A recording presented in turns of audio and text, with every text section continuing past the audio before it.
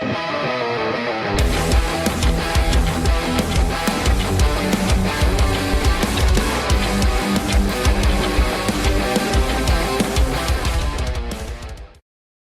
and welcome to Lone Star Silver Screen, a podcast about everything that exists at the intersection of Texas and the movies. I'm your host, Austin Zook, and today I'm joined by filmmaker Joe Salinas to talk about his new project, You Can Color Outside the Lines, a documentary about a pioneering punk band from Texas that will be playing as part of the Oak Cliff Film Festival later this month. Joe, welcome to the show. Hey, thanks for having me. Hey, I'm excited to have you. I want to start off, so this documentary, it's about Big Boys.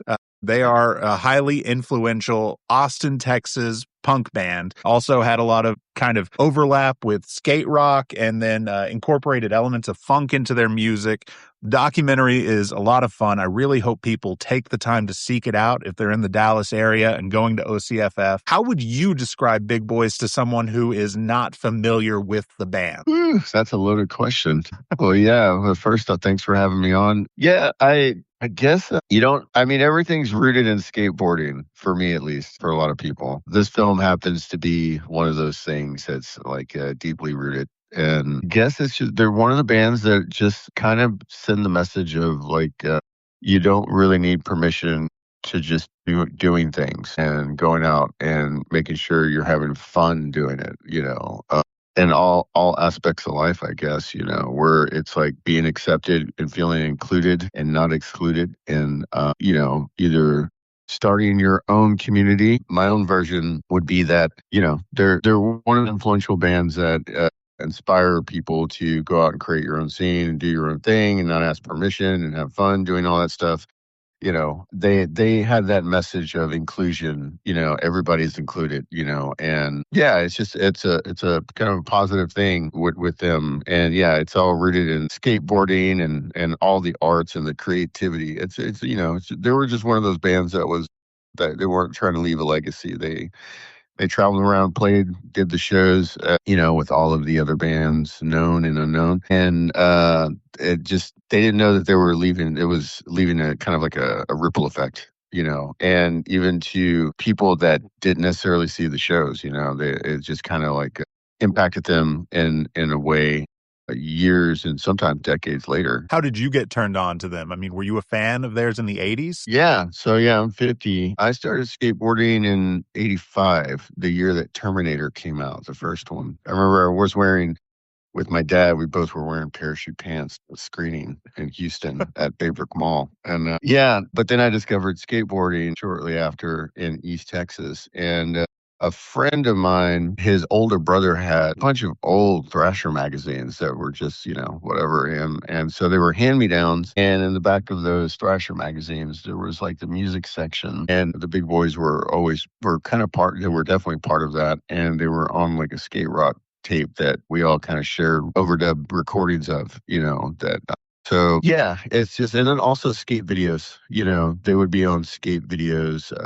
I believe they were on Speed Freaks, a Santa Cruz video that came out later on in '89. But yeah, I was a fan. I was a fan of Minor Threat and 7 Seconds, and obviously Bad Brains and stuff, all in Misfits, and all of the bands that you see their shirts now in Hot Topic. Yeah, I was listening to them back then, and Big Boys were one of them, and they were a really interesting band because they weren't doing that, that bar progression and like not necessarily hardcore, but a little more edgier. They did do that, but they also like incorporated like funk and like this crazy kind of a different funky melodic sound. You'd have like a Kool and the Gang song, and then you would have something that like if you were to listen to them today, you'd be like, holy shit, that sounds like the Chili Peppers. And then like the next song is like, wow, that song sounds like the band Idols kind of with different vocals, and you're thinking, man, they were playing this back in like the early 80s. This is insane.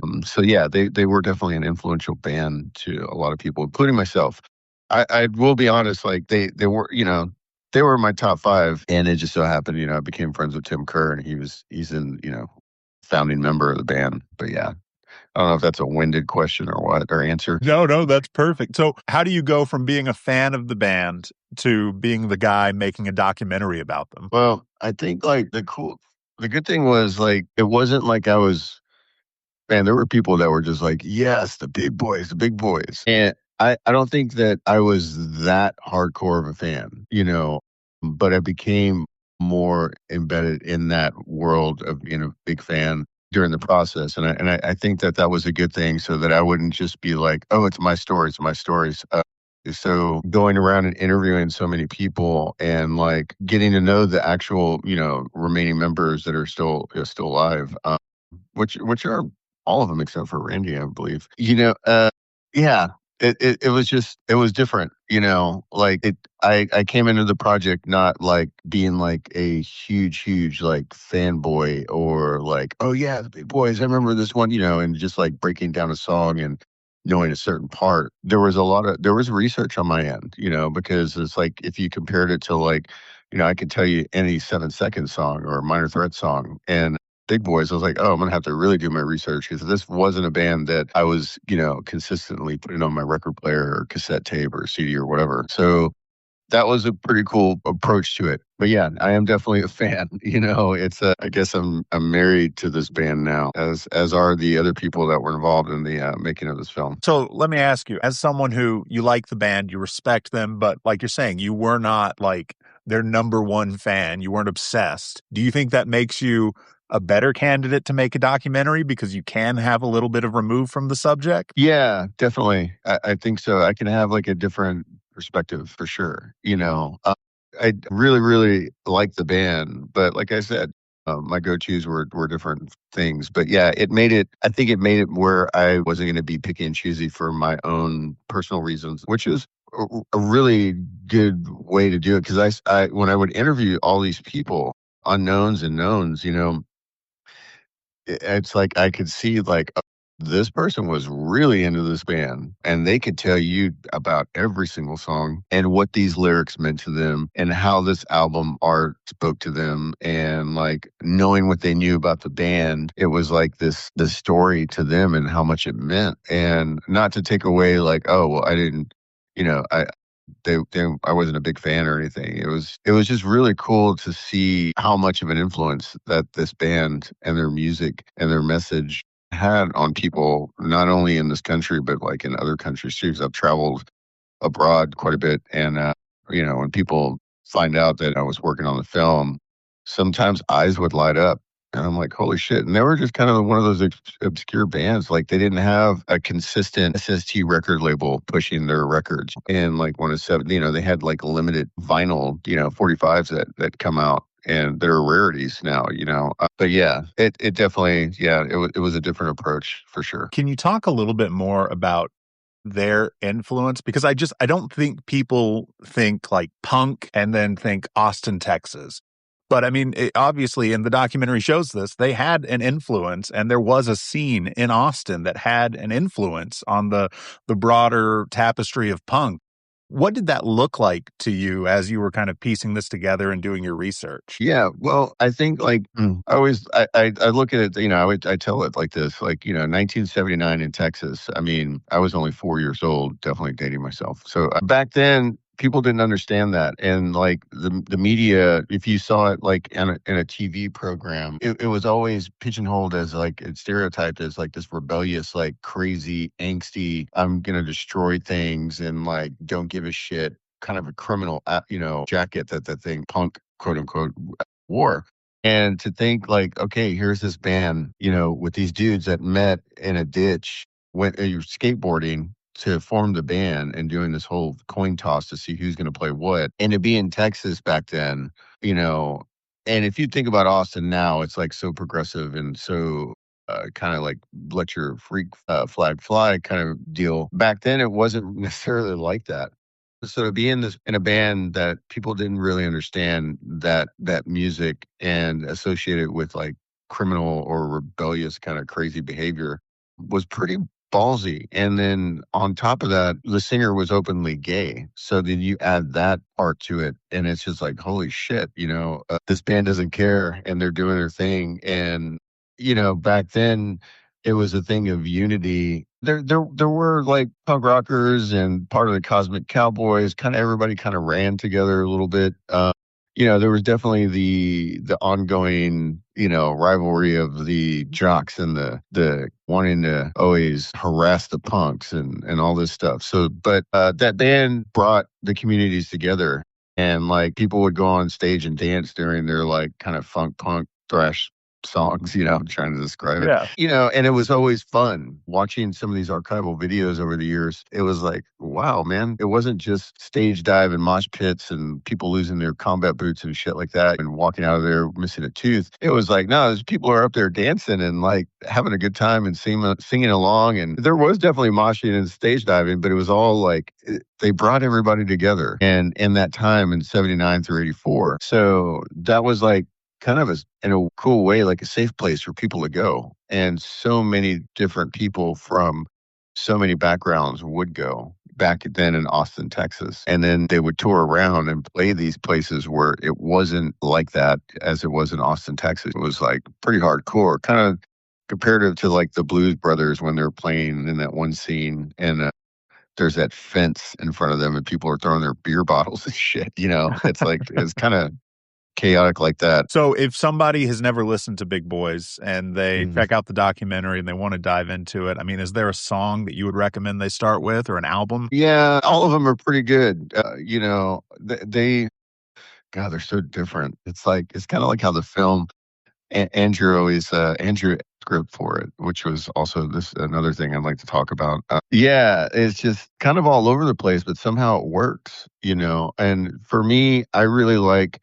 I know a lot of people like Sound on Sound and some of the other, the funkier ones, but Which Way to Go to me is kind of cool because I don't know, I tend back then and even now, like when I do very very rare listen to punk rock music. I'm just older now. It has that melodic, those breakdown. As a musician, you'd listen to the tones that they were using, the guitar tones and the bass, and how those were like spiraling around each other.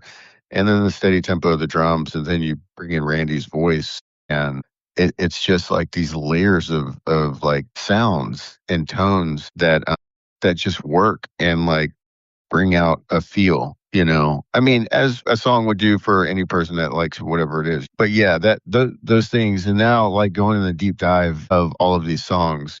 Where's My Town is a great one. I mean, they're all really great records. They're really cool and they are fun. I mean, I tend to like listen. I'll put on like a Circle Jerks record. I'll hear it that comes on to a playlist or something. And I'm like, man, I liked that back then. I thought that was cool. And I'm like, nothing against Circle Jerks, but I just remember, and then you listen to like a Bad Brain song and it's just like band from DC, the opening track. And it's just like, this is raw, or any of that stuff. I don't know. Big Boys could be raw, but they could also be polished, and that was cool. And there was a lot of variety. And it kind of like bleeds off, and knowing Tim more now, I'm kind of a Renaissance guy, and I think that whenever we became friends, I kind of saw a future version of me, and I'm like, oh, this guy plays music and he paints and he does photography and he's into this and this and this, and none of that stuff really like a certain thing defines him, and it's just like self-expression. And that's a huge thing. And back then when I met him, I was like, yeah, okay, I get it now.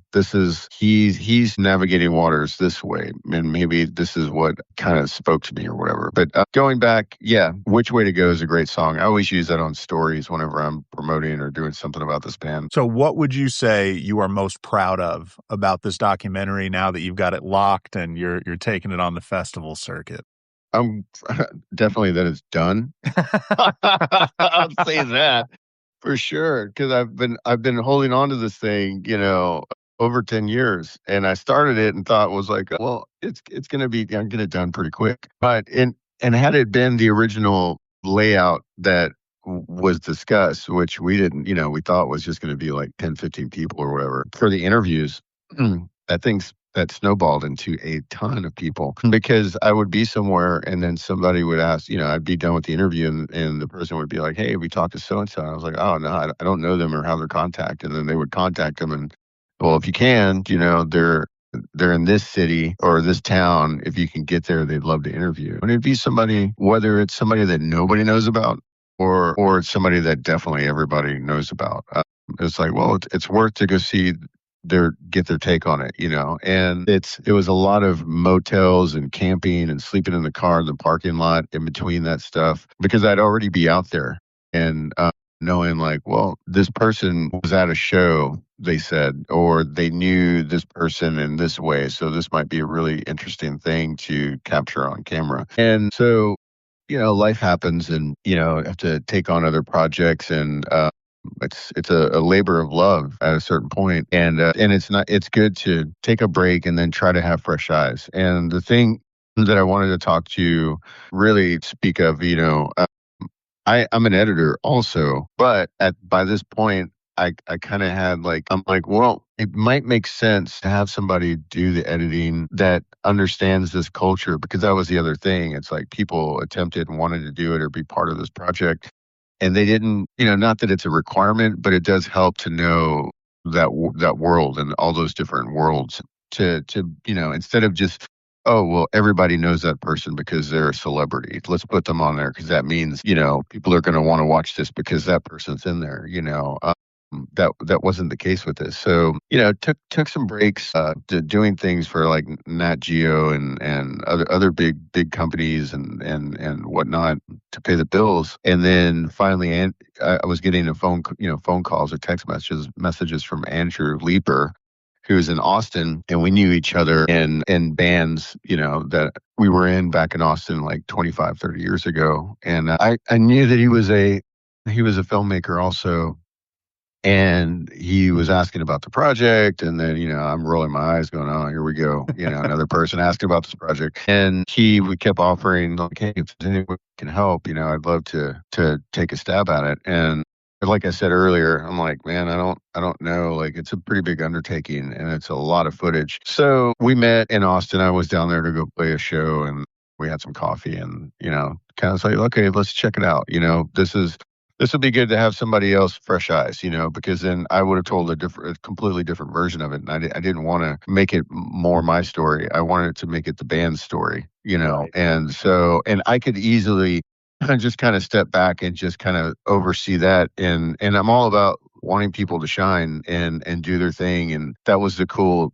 It wasn't a thing of like looking at what Andrew was working on and saying, nope, that's not right. We got to do this, got to do that. He totally got it. And so he, during the, would watch the interviews and knew the questions and also knew that world. So it became this like really great collaborative creative project and, or creative thing together, collaboration. And so we started just knocking it out. And I'd be here in El Paso and other cities, on gigs and stuff. And we just I would color and do the sound design for video clips, and then just send them over through Google Drive, or we'd put them on a drive and just go back and forth. And then he started putting stuff together. And then, like I said, I already had kind of like a ballpark idea of like script storytelling wise, but it was kind of cool to just have someone else, not let them, have someone else like take a try at it. And Andrew did a really good job. And I just, I get these interviews, and it's like, it take a small army, but, and Andrew and Tim and everybody that's still in the band, not everybody, but a couple of people helped out and were very supportive throughout the years, because they never gave up on this project, And it was just cool to have a collaborating partner like that. And Andrew's a good person, and it's just a good positive attitude, and was in it for the right reasons, and didn't look at it. I mean, it's a documentary. Didn't look at it as like, hey, we're going to make millions, or we're going to make a deal with this company or this and that. He was just as interested in telling the story as much as I was. And so, and it was kind of nice because I could take a break. It's like, I don't want to beat around the bush. It was like, hey, you want to do that? Go for it. I'm going to go do this.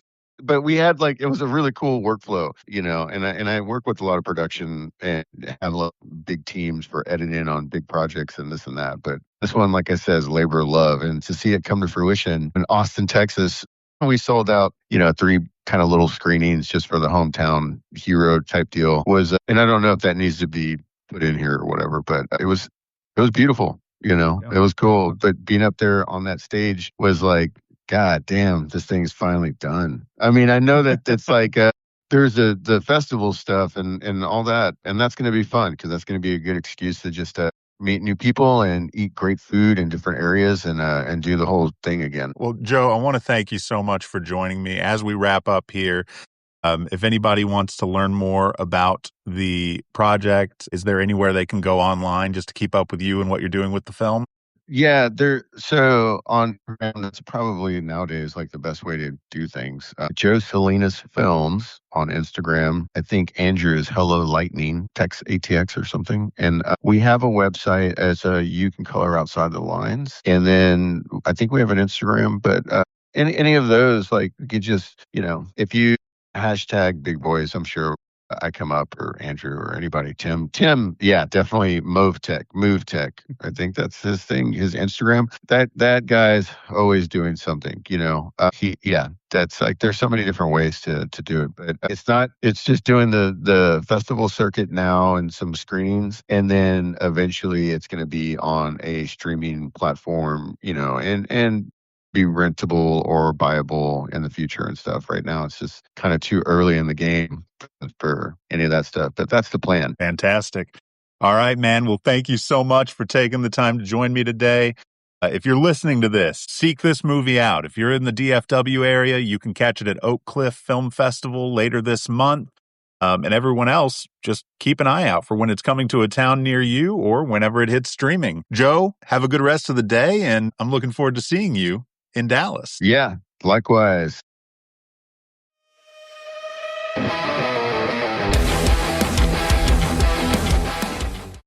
Thank you for listening, and if you enjoyed the show, please remember to rate, review, and follow us wherever it is you get your podcasts. You can also follow us on Instagram at Lone Star Film Pod. We'll be back soon with another new episode, but in the meantime, we'll see you at the movies and on the dusty trails of Texas. Bye.